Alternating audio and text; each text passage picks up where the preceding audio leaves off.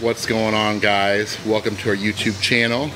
Autumn is doing her nightly cardio, getting ready for the 2018 Olympia. Yep, this wasn't a fancy This show. Isn't fancy. I got a little microphone to pick up your southern voice. Yeah. All right, guys, so we're going to talk a little bit about how we got to the sport of bodybuilding, what we started out as, and then how it kind of morphed into how it is. So Autumn, tell us a little bit about your story. Well, speak up. I got into competing after my cheerleading coach in high school would sign me up for beauty pageants, and I only would do well in the swimsuit categories or if there was like a fitness category. And I mean, I've always been athletic and played sports, and I've weight trained just on my own, kind of just self-taught, but I didn't really watch it. And one certain beauty pageant, there was a gal that was eating all these meals out of Tupperware. First time I'd seen anything like it. So she was treating it like a bodybuilding show. And that's when I started talking to her about it. At the age of 3, though, I watched the fitness when it was on TV. And I would sit in the floor and splits and mimic the moves. I can remember it. It's actually one of my very first childhood memories. So I had that in me, but then as I became an adult, you know, just through life, meeting that girl, deciding to go to my first bodybuilding show by myself, see what it was all about, meeting with some people there in Kentucky for the first time. The girl was Tina Rigdon, by the way, and I met with Julie Lore for the first time, and once again I just brought a swimsuit and I was like, could you even see me doing this? And she was like, oh my gosh, you have to do a show like soon, like we need to start prepping and all this. And it wasn't long after that I got with Beverly International. That was back in the day when they were doing posing clinics. So I would drive there because they're in Cold Springs, Kentucky. And that's when I learned how, pretty much first, how to diet and what all to do and how to pose and everything. And yeah, you know, I just kept meeting people that had competed before, and they empowered me. I actually dated a guy that had competed, so I learned a lot from him. And then through his connections, I learned a lot about what other people do. And yeah, I tried it out. Everyone discouraged me because I did the Northern Kentucky, and it was the biggest show around, but it was closest to me. And so I didn't have much money to compete. I actually raised money, and I had t-shirts made, and that paid my way. And then I actually won my class and the overall, and everyone was saying, you're qualified for nationals, and I didn't even know what that meant. So it just kind of went on from there. I started off in fitness, that was figure, and then I knew I wanted to do fitness, but I wanted to get the dieting and the cardio and the posing and all that under my belt before I added another element of gymnastics and routine to it in a depleted state. So I knew fitness was the fast track to the pros. You know, it's still the least amount of competitors. So I did fitness, and I turned pro at Junior Nationals. That was the year before that. I had cut open my hand. I was doing fitness, and probably 10 days out, I had to have it all stitched, so I couldn't do my routine. So I backed out and did figure, and I got dead last. That was back when I didn't even really know what call-outs were, and I was just standing up there forever. And I'm like, was that good or bad? That was bad. I swore I'd never compete again, and then the following year I went back and won my pro card. So then when physique came about, I was so ready to get rid of my heels and get rid of my achy joints, because although I still love fitness today, it's most entertaining. You know, it's the most impressive still to me, but it's really hard on your body. And I was one of the leaner ones. You know, looking back, I'm like, oh, no wonder I had a harder time, because, you know, I was leaner and more impact on your joints. You feel every little thing. So I was relieved to not have the pressure of a judged routine. You know, a routine where I could just mess up and go on it. It didn't affect my score. A routine that I could just, you know, not obsess over and not dream about constantly. And, you know,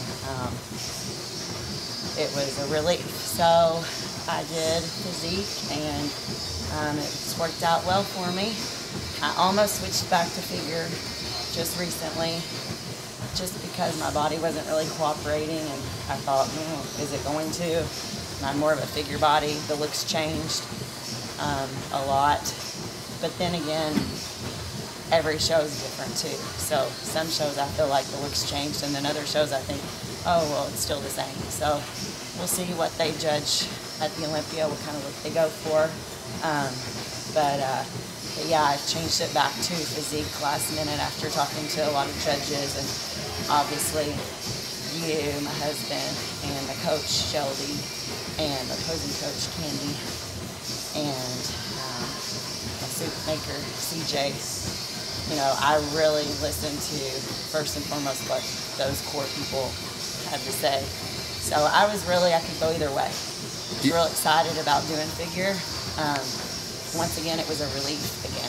And if anything, just having that mindset that no matter what division I do, I can control my inner peace and anxiety and not let other competitors get in my head. So it was good that I thought about doing figure, just because it helped me get my mind straight and sense happiness again, and relief and excitement to be on the stage and just be blessed to do what I do. Do you think, are you having more fun now competing at a higher level where there's a lot more pressure, a lot more eyes on you?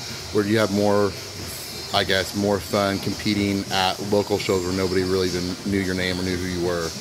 I mean, I guess at the end of the day, this is a niche sport, so nobody really, I mean, we're not famous on any level, but in the bodybuilding world, you're very well known. So did you have more fun at the beginning, or are you having more fun now? I mean, I think I'm back to that. There for a while, no, the pressure was just so much. Like after I won the Arnold, and then the expectation to continue to win Arnold's or do really well at the Olympia. So I think now I'm back to just having fun again, just because I've been on the butt, I've been knocked down, and I've been put in my place, and pressure is just different now. I mean, yeah, I still hold those titles. I still did that. I accomplished that. But it's not as fresh. So there's not as much pressure. And I realize that I'm the one that puts the pressure on, you know. I mean, you ultimately, you decide how much pressure that you have on yourself. Yeah. Now, what keeps you going? What keeps you motivated? I mean, you've competed for, gosh, we both competed for like 12 years since we were 20. Side note, Gatorade makes zero now. Don't let all the Nazis who say no artificial sweeteners. Glacier cherry. That's going to make you hold now. Be careful. No, but what keeps you motivated now? You've competed for 12 years. What keeps you going?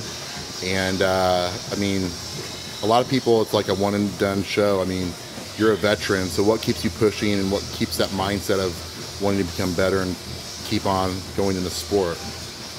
I mean, you've won a lot of titles, so what keeps you motivated?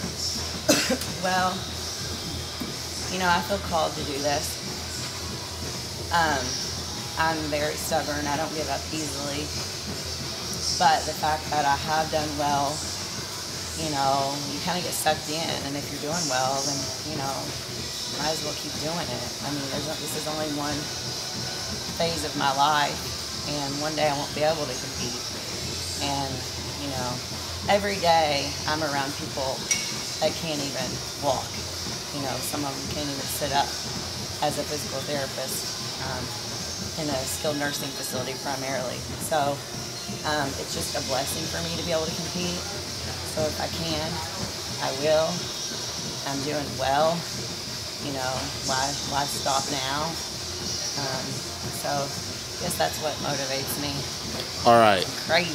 Now, I've been holding this up. I just got to run the shoulder workout, so I can't hardly keep this still anymore because my, I guess this is like an isometric holding this phone up. Microphone on. The microphone is on. So, is there anything, last words of wisdom, Anything else you want to add in that, you know, helps you keep going, and what kind of got you involved in the sport that you want to share? Last call. Well, you keep me going.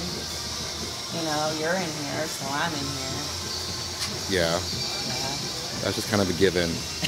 I mean, even when Well, when we're the done most competing. influential person around me. Yeah, I'm pretty cool. Yeah.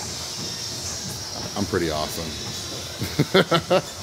No, but I think that's the thing. I mean, even once we're done with this stage, we're going to keep doing this because it's in our I'll life. always be a bodybuilder. Yeah, but but we won't always compete. Just like I did for years before I even competed. I mean, I was more crazy then than when I competed. I know, like, you're still pretty crazy. I know, but like I would like follow plans like out of books and, you know, online, and I would like. When I met you 12 years ago, you used to weigh your fish oil. Yeah. I kinda Like you were messed with crazy. I oils. was like, what are you doing? Oh yeah. Yeah. Yeah, I was a lot more. You were a crazy Nazi. then. Actually, I gotta be politically correct.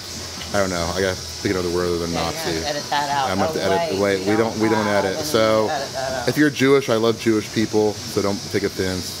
That just came to my head. So, all right, guys, this is Autumn's how she got involved in the sport, and a little bit of an update. And don't judge me, haters on social media, for my voice right now. I can just hear it now. I got a cold right after our show. Luckily, it was the last day of vacation, so it didn't ruin it. But I'm still here. I haven't skipped a beat. You get one of the most feminine voices in the sport, so don't worry about You it. can't see my Kleenexes anymore, but I was stuffing Kleenexes in my sports bra and just kept going. Yeah. All right, signing off.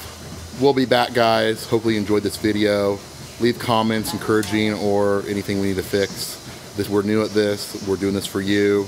So we're out.